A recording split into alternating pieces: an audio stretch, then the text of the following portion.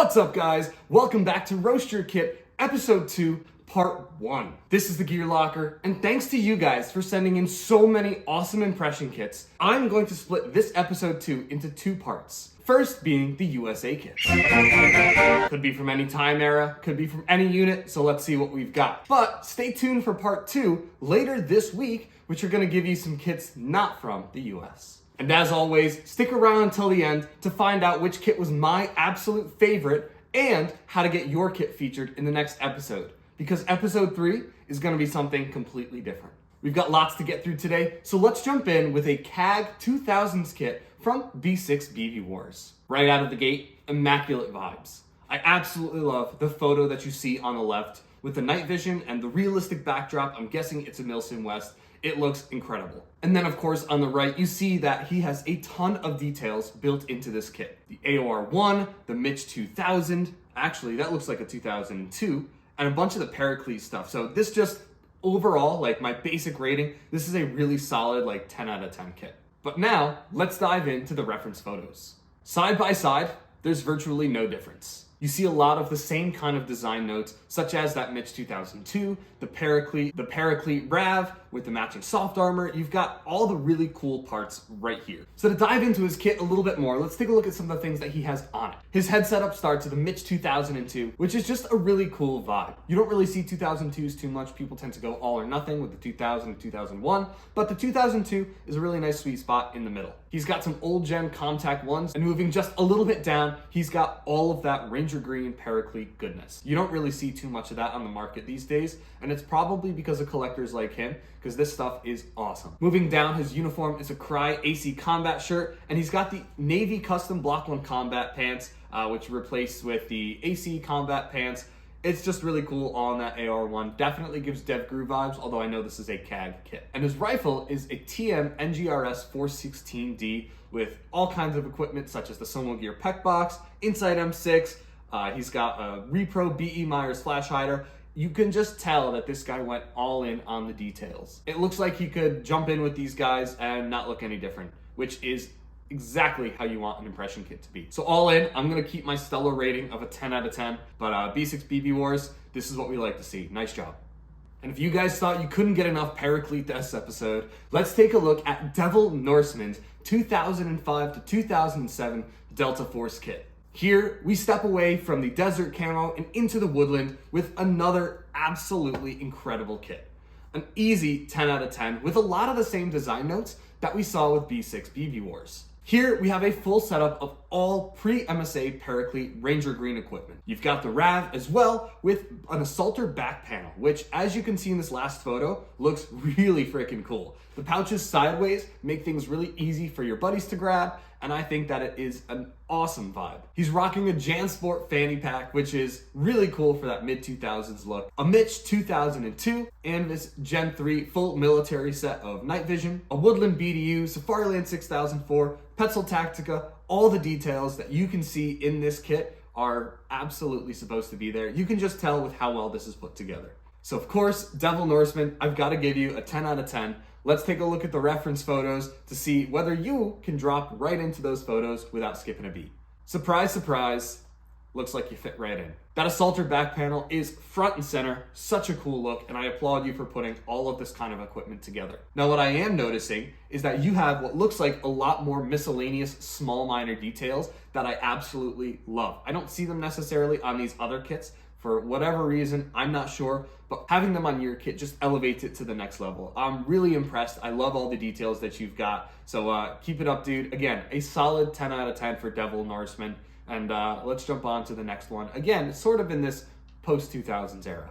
All the way from Germany, we have Arthur.wnd's 2009 to 2010 MARSOC kit. So let's dive into some more woodland goodness, such as the raid-modded Woodland BDU top and matching BDU trousers, a full Eagle MBAV kit in khaki with all the pouches as well. And if this doesn't scream like Marine stuff from that era, what else does? This is a really cool kind of collection of all of that classic khaki stuff from Eagle Industries. He's got a full ACH with a paint job, he says. Looks kind of standard to me. I don't know if I can just not see it in the photos, but on his helmet, he has a Petzl light as well as a Naruto's shroud. Maybe it's just because I can't really see the front of his plate carrier and all the pouches that he has, but I don't know if I'm missing any details here. It could be that this is everything, so we're gonna take a look at the reference photos, but I'm curious if there's more that could be added to this kit.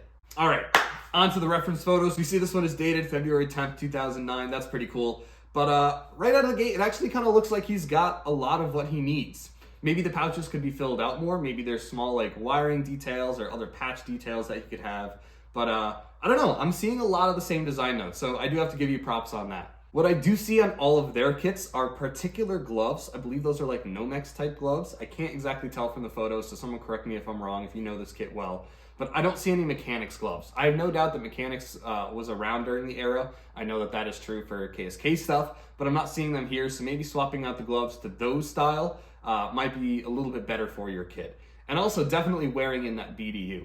As you can see in the sandy, deserty environment, they have worn through the colors on their uniforms. Maybe doing that same thing for yours will help elevate the impression a little bit. I gotta give this a solid 9 out of 10. I would love to see a little bit more wear and tear on the kit. It does look fresh, it looks great, but maybe putting it through its paces a little bit more will help get that realistic status. But overall, Arthur.wnd, great job, dude. Keep it up. If you end up dragging yourself through the mud, send pics. We'd love to see it.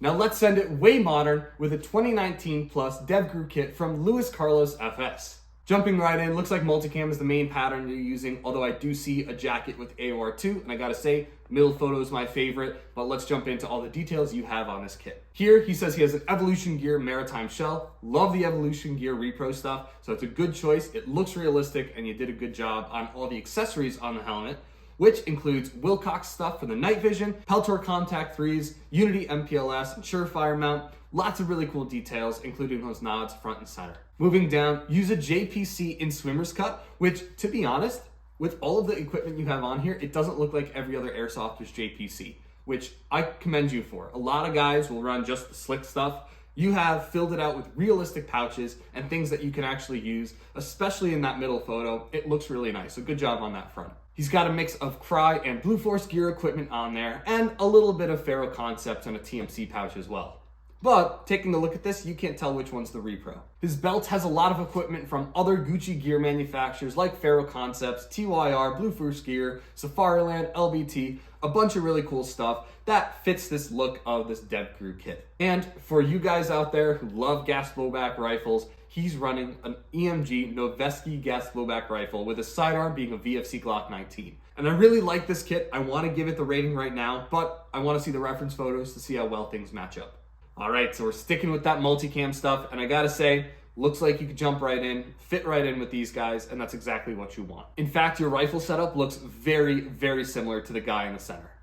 Couple different details like the stock and the red dot and stuff, but overall, I think you did a fantastic job. Great work on this kit. So just on personal preference, I'm gonna give this a really solid 9 out of 10. For me, seeing straight multicam looks awesome when done correctly, such as this, but as you see in the middle photo, that little pop of color just adds something to the kit. I know it's training, so it's not necessarily realistic. This is all my opinion, but maybe just a pop of color, like you see the little bit of the green radio peeking out, that looks really cool to me. For some reason, that variation works. So maybe if that's something that can be incorporated into this kit, it wouldn't look so straight multicam, but personal opinion, great job, dude, 9 out of 10. Let's keep going.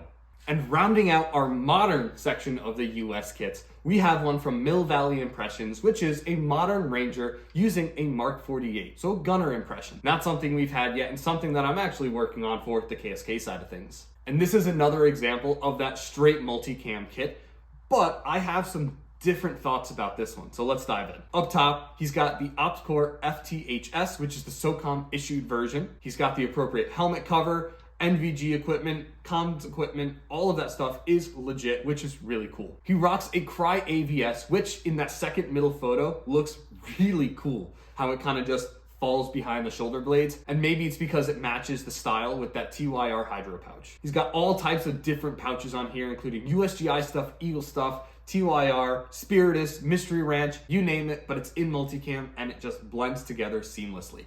It looks like this kit was dragged through the mud and used. He rocks a Patagonia uniform set, not something you see too often, but something that is really cool to see when you do. And he's got pig gloves and the Salomon boots. Huge fan of Salomon boots here. It all flows together really well. Now to get to his rifle, which I think is the key piece that breaks this kit up, he has the Lambda Mark 48. That is a very expensive LMG replica, but he's thrown on a lot of really good details like the real L-can, the full power PEC 15, he's got a Daniel defense grip, and Blue Force Gear M240 sling. Now I know in the last kit I said that I wasn't a fan of just straight multicam. For some reason, I think this one works. And maybe it's because he's got the LMG in his hand. So the tan box mag and black machine gun breaks up the pattern a little bit. Maybe that's just me, but I think this kit looks immaculate. So let's see how it ties in with the references. And in true machine gunner fashion, we have two prone position reference photos. So unfortunately, you don't get to see what's on the plate carrier necessarily, but just taking a look at how he has the Mark 48 setup, it's identical to the reference photos, and I know his helmet setup is pretty similar as well, so I would say he could drop right in and have no issues fitting in these photos. Great job, Mill Valley Impressions. What you are missing though is the Airsoft mesh mask on top of the front guy. All jokes aside, a solid 10 out of 10 kit, dude. Great work, Mill Valley Impressions. This is gonna cover the first half of just this video, because now let's take a look at some old school kits. If you've watched this far, guess what? Episode 3 is not going to be a normal impression kit video. Instead, episode 3 is going to be for airsoft kits, tactical kits, you name it. And we're going to talk a little bit more about that later, so stay tuned. So kicking it way back, let's go to the 1960s with fean.dacca's 1967 to 1968 USGI 173rd Airborne kit. I know this guy because he attends Broken Arrow events, which I'm a staff member on, so let's pick apart his kit. Although, because our motto is come correct, he's doing pretty good. Up top, Dean has a 1965 M1 helmet with an appropriate cover and liner. He's wearing Type 3 Poplin uniforms, as well as 1966 dated jungle boots, which should have those awesome Vibram soles. He's got a full M56 web set, including canteen covers, magazine pouches, compass pouches, you name it, it's all right there. And I do see that little carabiner right up top. His lightweight rucksack setup is lightweight, where he has his rucksack low mounted with the E-tool and a Claymore bag up top. He's got a couple things hanging off, including a canteen cover. He's got his poncho wrapped up under that top flap. And overall, Dean, this looks really, really solid. And Dean wanted to mention that this is less airsoft and more reenacting, which is exactly what we're showcasing here. Impression kits are all about matching all the details to what guys used in the real world. So while this is a great job already, let's take a look at the reference photos to see how well it matches up. Here we have one of the famous 173rd Airborne photos from that time period with a machine gunner resting his head against the tree. It's a very powerful image, and while you don't have an M60, Dean, I imagine that you could fit into this guy's unit no problem. For an impression, I would only adding a little bit more to your rucksack to give it that more filled out look, because guys did hump out a lot of stuff. As you can see, he's got what looks like a sea rat sock or some kind of bag hanging off of his rucksack. So emulating kind of that heavier load might be better for an impression. For using this in a reenactment or airsoft scenario, what you have is just fine and looks plenty good. So overall, Dean, solid 9 out of 10. Great job, dude. Let's keep going with those old school kits. Now coming to you guys from Penguin Dynamix, we have another CAG kit, but this one is a 90s CAG training kit. This looks awesome. I absolutely love the helmet with the big goggles up front, the large American flag patch, and that Car 15 with what looks like that dual mag setup. Really cool. So looking at his kit list, it looks like he's got 89 ProTech half-cut helmet with the Anvis related equipment for his night vision. And those goggles I mentioned were the Bali goggles, a very classic 90s and 2000s staple for special forces or any kind of high-speed guys. He's rocking a flight suit with Nomex and rappel gloves, and he's got a bonus strike rig with an Eagle and Alice belt. It looks like he put most of his detail into his rifle because he mentions, and I'm just gonna read this right as he said it, he's got a 723 pencil barrel with an AP 5000 FF660 G grip and Gen 1 Ready Mag. In that last photo, you can see he's rocking an M870 breacher or shorty shotgun with a CAG build 1911. And all the way down on the bottom, he's got those Adidas GSG9 boots. I absolutely love the vibes on this kit. The shotgun shells hanging vertical on your shoulder are really cool. So let's take a look at the reference photos. So what we're gonna do here is pick up Penguin Dynamix, drop them in the reference photos, and get lost because this guy nailed it. All of the details are there, especially with your 723 setup. Great job, dude. That large American flag patch is absolutely iconic. The flight suit and black vest, like just from an outsider's perspective, this looks really, really well done. And knowing all the details that you've provided, you can tell that you did your research. Great job on this, dude. I'm gonna give you a really solid 10 out of 10. Keep it up. We got a lot of those on this episode, but it's because you guys are sending in such awesome stuff. And right at the very edge of the 90s and 2000s, we have a Ranger kit from Steinmarter Surplus. I love this style of photo with the clean white background and having it on a mannequin. It allows us to see all the really cool details without any distraction. So let's take a look. Now, as you can see, we have all the fun kind of details, which they may not be apparent on the outside, but a lot of research went into this kit. Having this Pasget helmet with the airborne straps and neck pad not only has great detail, but having the NVG mount go through the helmet cover, keeping it from snagging in parachute lines, shows how much detail and thought went into this kit. He's got Ranger modified BDUs for the top and bottom, and you can see that these are well worn, which I absolutely love with some 80s and 90s dated BDU tops. And he's rocking a classic chest rig, the SDS Ranger Assault Carry Kit. In short, it's the rack chest rig. It looks really cool. He's still waiting on some of the correct pouches, he says, but these ones look like they fit the bill. We'll take a look at how they match up with the reference photos, but you can tell that it fits kind of the vibe of what we're going for. And his rucksack is an LBT 1547A, which is the jumpable Ranger backpack in olive drab.